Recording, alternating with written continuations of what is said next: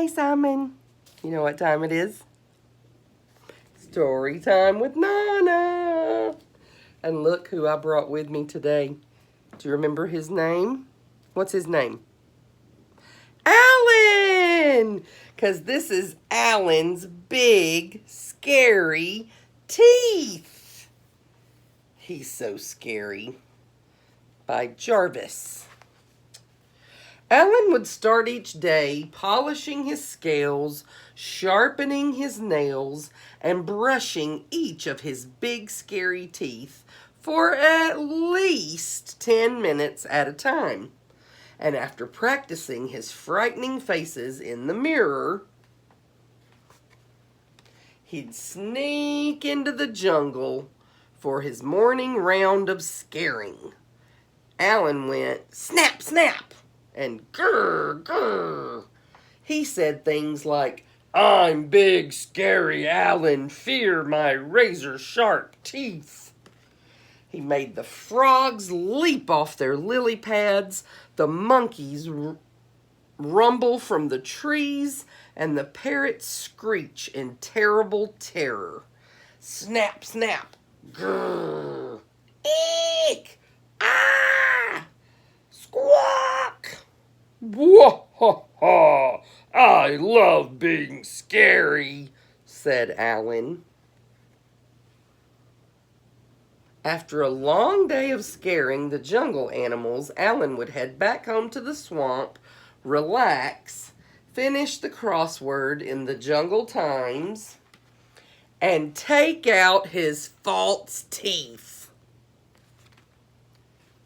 Nobody knew about Alan's false teeth. Good night, teeth. Sweet dreams, my fairy snappers, Alan would say as he put them away carefully in his super secret hiding place. One morning, Barry the Beaver was up early collecting wood and came across a dozing Alan. Terrified that Alan might wake up and gobble him whole, he quickly dived behind a bush.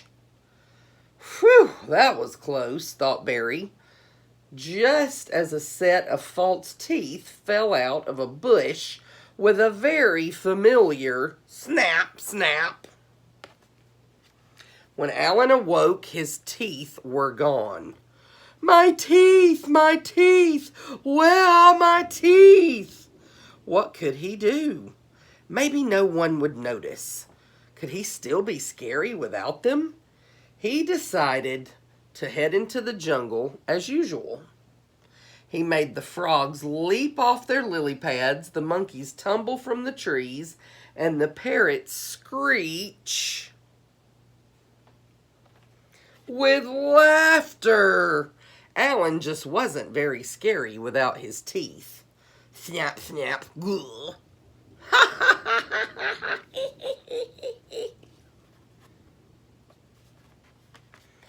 Alan slunk back to the swamp. He had never been more embarrassed. He came from a long line of very scary alligators. Scaring was all he had ever known. What would Alan do now? Poor Alan began to cry. Just a little bit at first. But then the tears kept coming. He howled and yowled more than all the jungle babies put together. And he could not stop crying until the next morning when all the animals turned up at Alan's swamp with his big scary teeth. We'll give you back your teeth, said Frog. Really? Said Alan. On one condition, said Parrot. You have to stop scaring us. But what will I do? I don't know how to do anything else. We have an idea, said Frog. And so every day after polishing his scales, sharpening his nails, and brushing his big scary teeth, Alan headed into the jungle and became Alan the gardener, Alan the hairdresser, and Alan the dentist.